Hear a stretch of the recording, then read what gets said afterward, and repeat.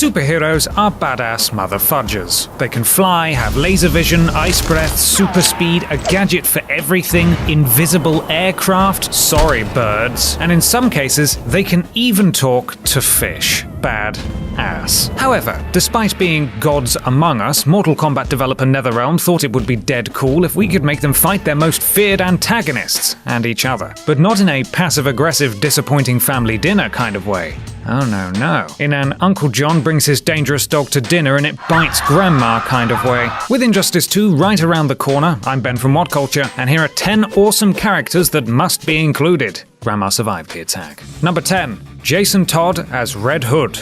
Jason Todd was once Robin. Jason Todd was captured by the Joker. Jason Todd was tortured by the Joker. Jason Todd was beaten to death by the Joker with a crowbar. Jason Todd. As a skilled hand-to-hand fighter, gymnast, and detective trained by the Dark Knight for years, Todd re-emerged as the Red Hood and began acting as Gotham's very own Punisher, killing without mercy or even breaking a sweat, really. In terms of gameplay, Red Hood would be like the perfect mesh of Injustice 1's Nightwing and Deathstroke. Plus, his inclusion could lead to some interesting moments in terms of the arc and narrative of the overall story, not least because of his ties to both Batman and the Lazarus Pit. Number 9. Ra's al Ghul. That Lazarus Pit we just mentioned was the reason Jason Todd was brought back. Ra's al Ghul, however, treats it like a Turkish bath, which makes him almost invincible. The guy with 1,000 different ways to pronounce his name has been alive for as many years, antagonizing the Bat and his cohorts for a good portion of them. For that reason, he'd make a great addition due to his ties to Batman, Red Hood, and the wider Justice League. Plus, he wields a super cool sword and knows karate, among other martial arts. Number 8.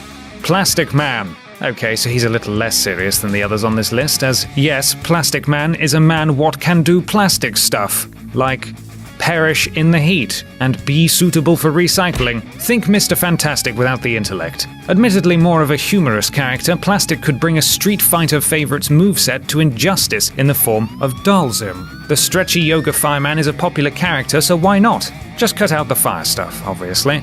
Plastic Man would melt. Number 7. Captain Boomerang.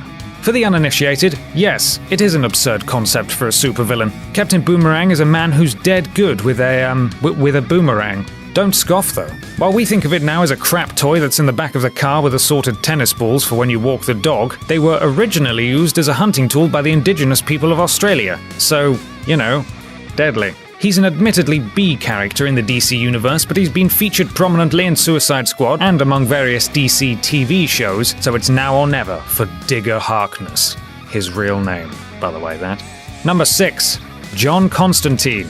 Chain-smoking, binge-drinking, serial sarcasm offender John Constantine isn't much of a fighter. If he were to go toe-to-toe with Red Hood in a contest of physical prowess, he would die. But that's not what he brings to the table. All about that spiritual and dark plane is Johnny Boy, and when you consider how that might translate into a fighting game, it'd probably look pretty bloody amazing. With a film and TV series under his belt, you could say, it's constant time. Constant time. Yeah. Number 5. Scarecrow. Jonathan Crane likes to scare people. Using a specially concocted fear toxin, he causes his foes' worst nightmares to unfold before their eyes in the form of wild and horrific hallucinations. When he's not doing this, he channels his hatred for crows and dedicates his free time to scaring them too. Sorry, birds. Having been heavily featured in Christopher Nolan's Dark Knight films and Rocksteady's excellent Arkham games, it's safe to say people will know who he is. Plus, similarly to Constantine, his fighting style would be brilliant, particularly as his toxin would bring out each character's worst fears. Number 4. Booster Gold. Who the f*** is Booster Gold? He looks like he'd be a shit inclusion for wackers, hashtag shit inclusion for wackers, but he's got a lot more to offer than his shit-eating grin suggests. A lot of swearing there. I apologize.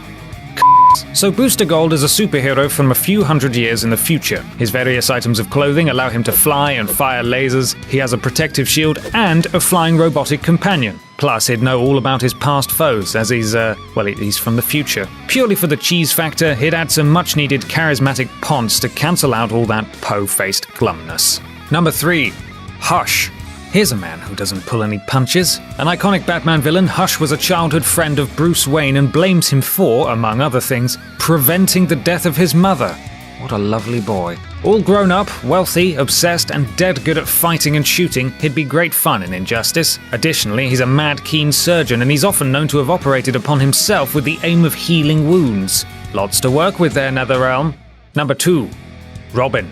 Despite the inclusion of both Batgirl and Nightwing in the first game, Robin was somehow absent. It's not like he's rubbish and not cool and campy or anything. Great strides have been made in both the comics and Arkham games to make him a capable, cool cat. They even covered his weird bare legs up. So now's the perfect time to bring him back into the fold. Assuming Red Hood and Nightwing are already involved, it would probably be Tim Drake under the cowl, and we'd finally get a decisive statement on which of the Bat Boys is best. Number 1. Darkseid. Darkseid is a powerful being. Essentially immortal and invincible, this embodiment of pure evil has super strength, super endurance, and a near unmatched IQ, and the Omega Force, which allows him to fire energy blasts and even teleport objects. It wouldn't be fair, really. Having said that, he cameoed his way into the first game and was even included in the mobile version as a playable character. If you're putting together a roster of the most powerful beings in the DC universe, you've got to include Darkseid. Get him in, chaps! And that's our list. Are there any characters you want to see included? Let us know in the comments below, and don't forget to like, share, and subscribe. You can even follow me here on Twitter if you fancy. I'm Ben from What Culture, and thanks for watching.